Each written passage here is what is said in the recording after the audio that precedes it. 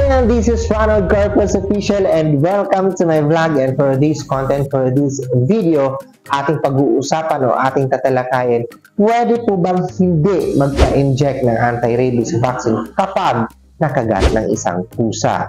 So, bago po natin sagutin ang katanungan na yan, hinihingi ko po na tapusin niyo po ang video na to para po maintindihan nyo ang kasagutan sa katanungan na pwede po bang hindi magpa-inject ng anti-rabies vaccine kapag nakagat ng isang pusa. Ang kasagutan po niyan sa katanungan na yan ay pwede. Kung, ulitin ko lang ha, pwede po tayong hindi magpa-vaccine ng anti-rabies kung 3 punto ang ibibigay ko po sa inyo. Unang-una, kung alam nyo po ang history ng inyong pusa. Ano po ba yung tinatawag ng history? Ang history po ay yung alam nyo po kung saan nanggaling ang inyong alagang pusa.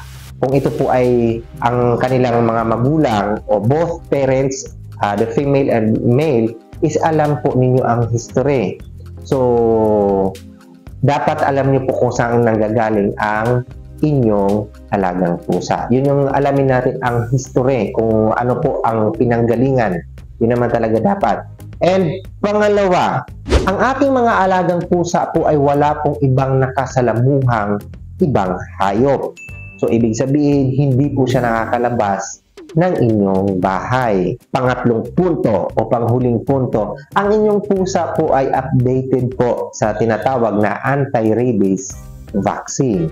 So, pag sinabing updated po sa anti-rabies vaccine, ibig sabihin po regular na nababakunahan ang inyong alagang pusa. Depende po sa required po ng inyong veterinary doctor. Kung ang inyong pusa po ay taunan ang kanilang bakuna, so dapat yearly din po ang kanilang anti-rabies vaccine. Hindi yung nabakunahan nyo na this year, after a year, hindi na po. Minsan naman merong kada 3 taon ang bakuna ng inyong, depende po sa inyong veterinary doctor na ina-advise sa inyong mga alagang pusa.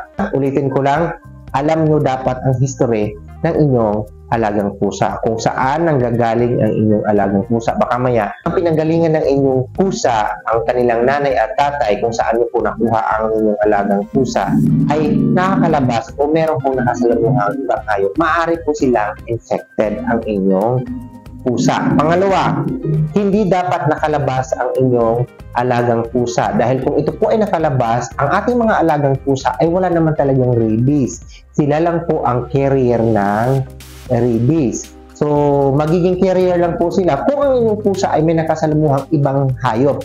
So, pag nakasalamuha po sila ng ibang hayop, ibig sabihin po nun, maaaring ang kanilang nakasalamuhang hayop sa labas ay infected at sila po ay nakipag-away at nakagat, maaari po silang mahawa o ma-infect ang inyong alagang pusa. At kung kayo po ay makagat, ay maaari po kayong ma-infect ng rabies virus. Pangatlo, kung ang inyong alagang pusa ay updated po sa anti-rabies vaccine, ibig sabihin po niyan, free po sila sa rabies virus. So, protected po sila ng vaccine against the rabies virus.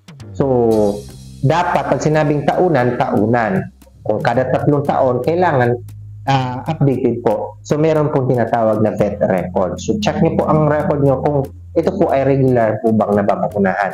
Sa 3 punto na yon, pag kumpleto, maaari po kayong hindi magpabakuna ng anti-rabies because nawala pong rabies virus ang inyong alagang pusa. Pero kung sa peace of mind, kung ako ang tatanungin nyo, for peace of mind, kahit po may bakuna ang lahat ng alaga ninyong hayop, para po sa ikatatahimik po ng ating kalooban, for peace of mind, so magpabakuna po kayo ng anti-rabies virus for your protection against the fatal rabies virus na ito po ay sinabing fatal, nakakamatay. So, ulitin ko lang, kung ako po ang magbigay ng opinion, kahit po ang itang alagang pusa ay alam niyo po ang history, alam niyo po na hindi nakakalabas, walang nakasalamuhang ibang hayop, updated po sa bakuna, ay meron po kayong option na pwedeng hindi magpabakuna. Pero kung ako po ang tanungin, magpabakuna po tayo ng anti-rabies virus for peace of mind. So, pag meron na tayong bakuna, we are protected against sa nakakamatay na rabies virus. So, yun lang. So, sana nakatulong tong video na to at nagkaroon po kayo ng peace of mind sa paliwanag meron ako. So, once again, this is Ronald Corpus Official na nagsasabing kung hindi ka pa nakasubscribe ng aking YouTube channel, so please subscribe to my YouTube channel and kung nagustuhan mo yung content na to, so paki-like. And kung ito po ay karapat-dapat i-share, so i-share po natin para po sa kaalaman natin lahat. And mag-leave po kayo ng comment, any suggestion, opinion for the next vlog or additional information about this content. So don't hesitate to leave a comment. And pinaka-importante mga ka-official is huwag niyong kalimutang i-click ang ating notification bell para updated kayo sa lahat ng video na gagawin ko dito sa YouTube. Nagpapasalamat din po ako ng buong buo sa inyong walang sawang suporta ng aking YouTube channel. I love you all and bye-bye.